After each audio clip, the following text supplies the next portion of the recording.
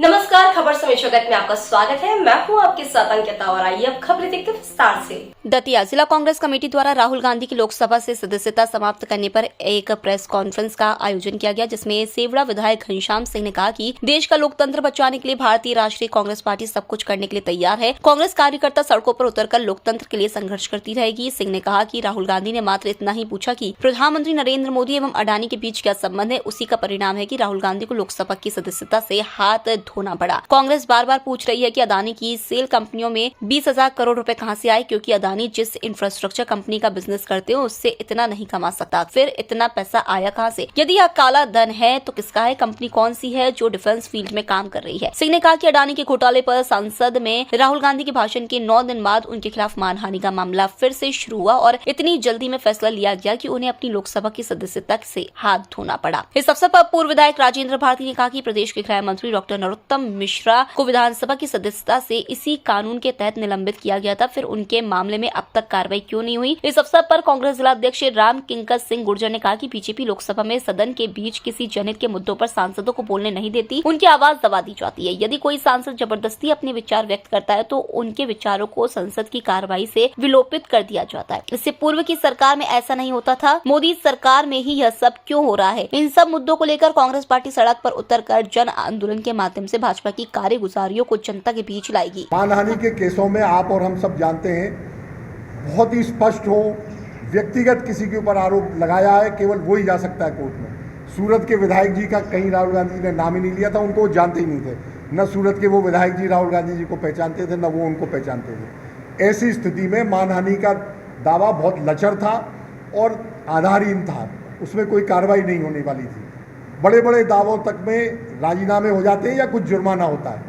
पहली बार 1860 में आईपीसी लागू हुई भारत में, अंग्रेजों के टाइम पे, इंडियन पिनल कोड, दंड क्या है, भारतीय दंड संहिता। 1860 से लेकर 2023 तक 162-63 साल बाद भारत में ये पहला मुकदमा है मानहानि का, धारा 299, 499 और 500 का आईपीसी का, जिसमें पूरी की पूरी सजा 2 साल की किसी को दी गई है। 160 साल के इतिहास में क्या राहुल गांधी ने इतना बड़ा अपराध किया जिसने जो 160 साल में किसी ने नहीं किया? इतनी बड़ी मानहानि कर दी थी। तो ये बड़ा विचारणीय प्रश्न है। दूसरी चीज, हमारे राष्ट्रीय अध्यक्ष मल्लिकार्जुन खड़गे जी और राहुल गांधी जी ने संसद में ये जो सवाल उठाए, मोदी जी से पूछा कि आपके अडानी जी से क्या रिश्ते हैं, आप पूरे बताएं, कब से रिश्ते हैं, आप क्यों उनको विदेश दौरों पे साथ ले जाते हैं, कितने दौरों पे साथ ले गए, संख्या बता दें, किस किस देश में ले गए ये बता दें, उन देशों में क्या कॉन्ट्रैक्ट मिले अडानी जी की कंपनियों को ये बता दें। ये सवाल जब मल्लिकार्जुन खड़गे जी ने और राहुल गांधी जी ने पूछा तो ये सारी बातें संसद के रिकॉर्ड से हटा दी स्पीकर ने। आप बताइए, इसमें कोई असंसदीय बात कही क्या? इसमें कौन सी असंसदीय बात है? ये तो लोकतंत्र में हर सांसद को अधिकार है पूछने का, या अगर कोई प्रश्न उचित नहीं बनता है तो प्रश्न को निरस्त कर सकते हैं आप, लेकिन भाषण के से अंश थोड़ी हटा सकते हैं। आप बाध्य नहीं कर सकते। प्रधानमंत्री जी खड़े होकर कह देते कि ठीक है आपने कहा, लेकिन इस नियम के तहत मैं जवाब देने को बाध्य नहीं हूँ, खत्म बात। लेकिन वो अंश रिकॉर्ड से क्यों हटा दिए? ये स्पष्ट है कि लोकतंत्र को कुचला जा रहा है। और नेहरू खानदान का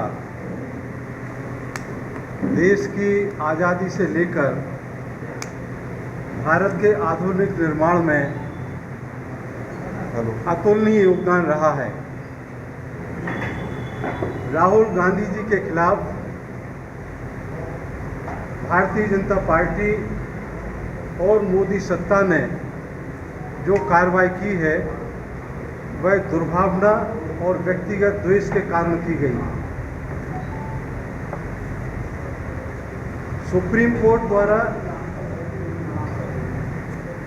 एक हाई कोर्ट के जज मिस्टर कर्णन को मानहानि के आरोप में केवल 6 महीने की सजा सुनाई गई थी।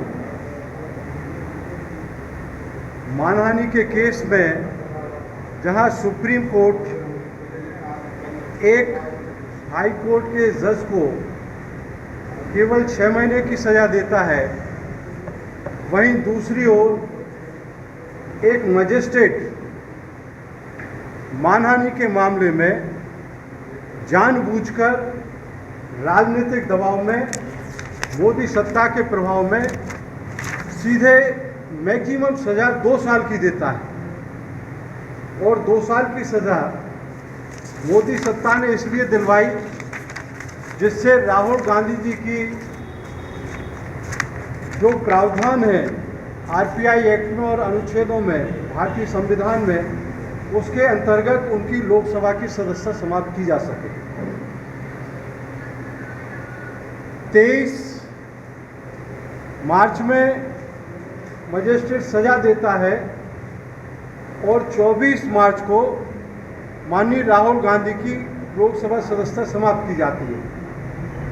दूसरी तरफ पक्षपात, भेदभाव, कार्यपालिका, न्यायपालिका,